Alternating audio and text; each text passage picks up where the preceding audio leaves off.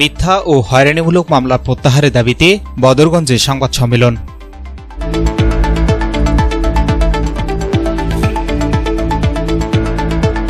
আসসালামু আলাইকুম। এমকে টেলিভিশনের নিয়মিত সংবাদে আপনাদের স্বাগত জানাচ্ছি আমি লাবণী। শুরুতেই শুনলেন সংবাদ শিরোনাম, এখন ডেস্ক থেকে বিস্তারিত। রংপুরের বদরগঞ্জ উপজেলা লোহানীপাড়া ইউনিয়নের মাদাইখামার এলাকার সাধারণ মানুষের বিরুদ্ধে দায়ের করা কথিত মিথ্যা ও হয়রানিমূলক মামলা প্রত্যাহার এবং ঘটনার নিরপেক্ষ তদন্তের দাবিতে সংবাদ সম্মেলন করেছেন এলাকাবাসী।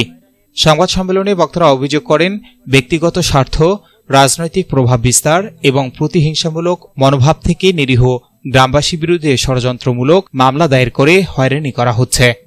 লিখিত বক্তব্যে এলাকাবাসীর পক্ষ থেকে জানানো হয়, লোহানীপাড়া ইউনিয়নের ৬ নম্বর ওয়ার্ড বিএনপি সভাপতি সাজ্জাদুল মিয়ার বিরুদ্ধে দীর্ঘদিন ধরে এলাকায় নানা অনিয়ম, প্রভাব বিস্তার, জমি সংক্রান্ত বিরোধ এবং সাধারণ মানুষকে হয়রানির অভিযোগ রয়েছে। সম্প্রতি তিনি গ্রামের কয়েকজন নিরীহ বাসিন্দার বিরুদ্ধে একটি মামলা দায়ের করেছেন, যা সম্পূর্ণ মিথ্যা, ভিত্তিহীন ও উদ্দেশ্য প্রণোদিত বলে দাবি করেন বক্তারা।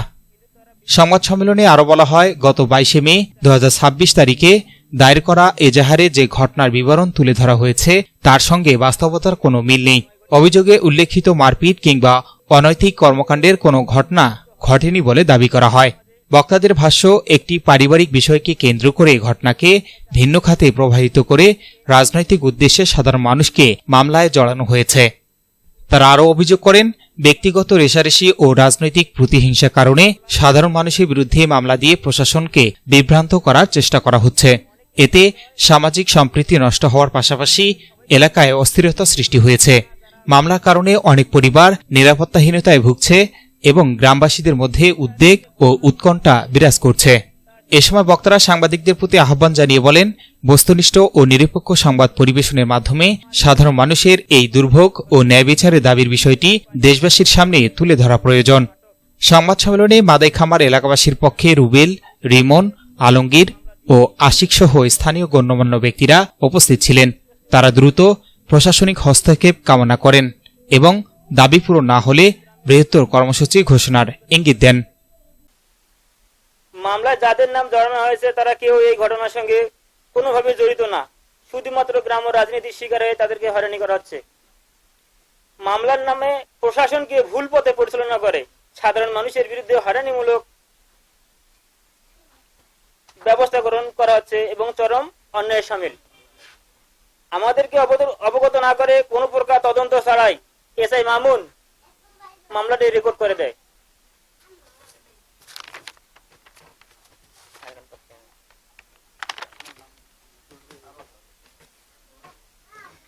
রাতের আধারে অসহায় মানুষের ও হিন্দুদের শ্মশানের জমি ১৬৫টি আমের গাছ কেটে ফেলে এবং এর সুষ্ঠু তদন্ত চাই। আমাদের এলাকাবাসীর পক্ষ থেকে প্রশাসনের নিকট জোর দাবি জানাচ্ছি, উল্লেখিত মামলার নিরপেক্ষ ও সুষ্ঠু তদন্ত করা হোক। মিথ্যা ও হয়রানিমূলক এই মামলা অবিলম্বে নিঃশর্তভাবে প্রত্যাহার করা হোক। পরিচিত ঘটনা আড়াল করে যারা এলাকার অস্থিরতা সৃষ্টি করতেছে তাদের চিহ্নিত করে আইনের আওতায় আনা হোক। পরিশেষে আপনাদের মাধ্যমে আমরা সরকারকে বলতে চাই, আমরা লোহানীপাড়া সাধারণ মানুষ শান্তিতে বসবাস করতে চাই, কিন্তু এ ধরনের মিথ্যা মামলার কারণে আমাদের বাড়িতে থাকা নিরাপত্তা নিয়ে শঙ্কিত। আমরা আপনাদের মাধ্যমে রাষ্ট্রের ঊর্ধ্বতন কর্তৃপক্ষ ও স্থানীয় প্রশাসনের দৃষ্টি আকর্ষণ করছি।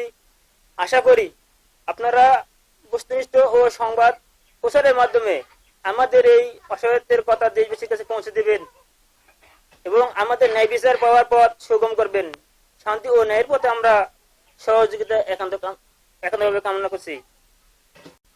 সাংবাদিক ভাইদেরকে আসলে মূল ঘটনাটা হচ্ছে, এই সাজ্জাদুল এবং শাবানা অবৈধভাবে ইতিপূর্বে তারা শারীরিকভাবে সম্পর্ক করে আসতেছে। এলাকাবাসী এটা জানার পরে তাদেরকে বলে, কিন্তু তারা বিষয়টা অস্বীকার করে। যতবারে ইতিম যে মেয়ে শাবানা ওকে বলা হয় এবং সাজ্জাদুলকে বলা হয়, ওরা বিষয়টা অস্বীকার করে। কিন্তু সামাজিক অবক্ষতা রক্ষার জন্য এবং সমাজে সাজ্জাদুলের পূর্বে একটা মেয়ে এবং একটা ছেলে আছে এবং তার ওয়াইফ এটা নিয়ে সামাজিকভাবে ঝগড়াঝাটি তাদের বাসায় লেগে আছে, এবং তার ওয়াইফ আমাদেরকে বলে যে এটার একটা সুষ্ঠু মীমাংসা হওয়া দরকার। কিন্তু এই যে ইতির যে সাবানার যে বিষয়টা, আসলে সে আমাদের সবচেয়ে অসহায় একটা মেয়ে। এই সামাজিক সম্পর্ক টিকে থাকার জন্য এই সাজ্জাদুল বারবার তো এই মেয়েটার কাছে আসে, কিন্তু এলাকাবাসী তার প্রতি এই সম্পর্কটাকে আমরা যাতে মানে এখন এই সাজ্জাদুল এই মেয়েটার রাতের আধারে এই মেয়েটার ঘরে আসে এবং এলাকাবাসী এবং তার প্রথম স্ত্রীর সহযোগিতায় তাকে রাতের আধারে ওই সাবানার ঘরে অবৈধ শারীরিক সম্পর্ক অবস্থায় এলাকাবাসী তাকে ধরে ফেলে। এবং এলাকাবাসী এখানে সকলে একত্রিত হওয়ার পর যখন তাদেরকে বলে এবং তাদেরকে সামাজিকতা রক্ষার জন্য তাদেরকে 10 মানুষ বিয়ে শাদীতে আবদ্ধ করে দেয়। এখানে আমি বলেছিলাম যে যেহেতু সাবানা ইতিম একটা মেয়ে, ওর যেহেতু পিতামাতা কেউ নেই, সবাই মারা গেছে, ওর যাতে সম্পর্কটা টিকে এজন্য আমরা বলছিলাম যে ওর একটু দিনমহরটা বাড়ানো হোক। আমি এই কথাটা বলছিলাম, এই জন্য আমাকে ওরা এই মামলায় ফাঁসিয়ে দেয়। S Rahman, news desk, MK television. পরবর্তী সংবাদ দেখার আমন্ত্রণ জানিয়ে শেষ করছি এমকে টেলিভিশনের সংবাদ। এতক্ষণ সাথে থাকার জন্য সবাইকে অনেক অনেক ধন্যবাদ।